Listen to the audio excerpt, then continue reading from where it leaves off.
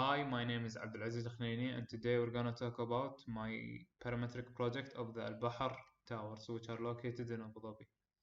So to begin with, we started to create the form of the building by creating a three-sided polygon with a filleted radius, and then distributing it using a series battery along the z-axis.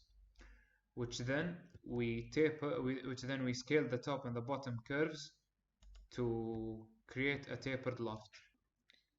The form then can be manipulated using the segment option of the polygon battery. So for example, if we wanted a four-sided form, we just change the 3 into a 4, and then the form would adhere to that change. After creating the surface, we then turned that surface into a mesh, which then we manipulated the UV counts to create the grid that we wanted to fit the image of the building. To generate the floor slabs, I had to use the surface once again to create contour lines, which then I had to call the open curves, which then I had to scale downwards so that when I extrude it won't affect the form of the building. And then I had to cap those extrusions so that they would create those slabs. To create the hexagonal pattern, I used the tapered surface once again to create hexagonal cells, where I then called any cell that didn't have 6 sides, which then I had to find the bounds of the surface to generate the entire framing, the hexagonal framing, which I then piped to create the final outcome.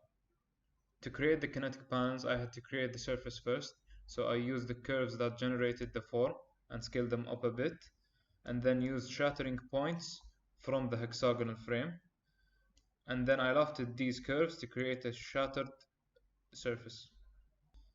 After creating a shattered surface, I generated triangular panels using a triangular panel battery, which then I removed the panels on the edge of the surface using the area of each panel. After culling the edges, I had to explode each triangular panel to create a smaller scaled triangular panel to the center of each panel. That's why I placed a 0.5 so that it would be symmetrical on all sides. And then I had to explode that to use to create facades for the panels.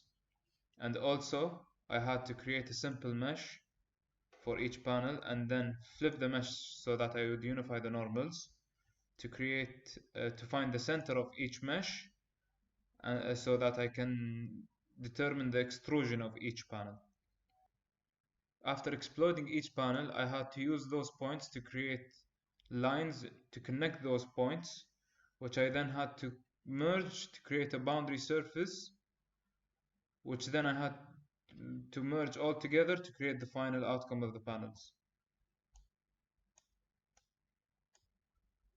For the openings of each panel, instead of using a number slider, I created a definition, an attractor definition, that would use the volume of the sun from Ladybug as a attracting point, so that the panels would react to the sun. Here's an example of the panels reacting to the sun. So for example, the hour is set to 12 p.m. right now. So if we would set it to 4 p.m., let's see what changes to the panels. You can see a slight change over here and over here. Here's the model with the definitions all put together. For the physics-based model, I chose to use the hexagonal frames, which I decided to patch them and flip them so that they would have a unified normal, and then create a mesh. For the anchor points of those meshes, I wanted to use the naked points of each mesh. For the load battery, I decided to use the clothed points as the points affected by the force. And for the vector, I chose to use the normal of each central facade of each hexagonal mesh. Before I activate the solver, I placed an edge lengths battery and set it to 1, and then placed it into an entwined battery with all the other batteries except show mesh, so I could separate the mesh from the other batteries. And then now to activate the solver to see what do we get for the physics-based model. Due to the small edges of the mesh, I had to decrease the tolerance of the solver so that it would work. Here's the model after doing the physics-based aspect.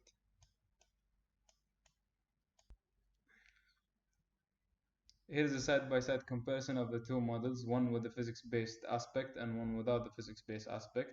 As you can see in the physics-based aspect, due to the bubbling of the hexagonal frames, the layer with the kinetic panels is a bit scaled up so that the bubbling won't affect the panels or won't intersect the panels. Thank you for listening and feel free to ask any questions.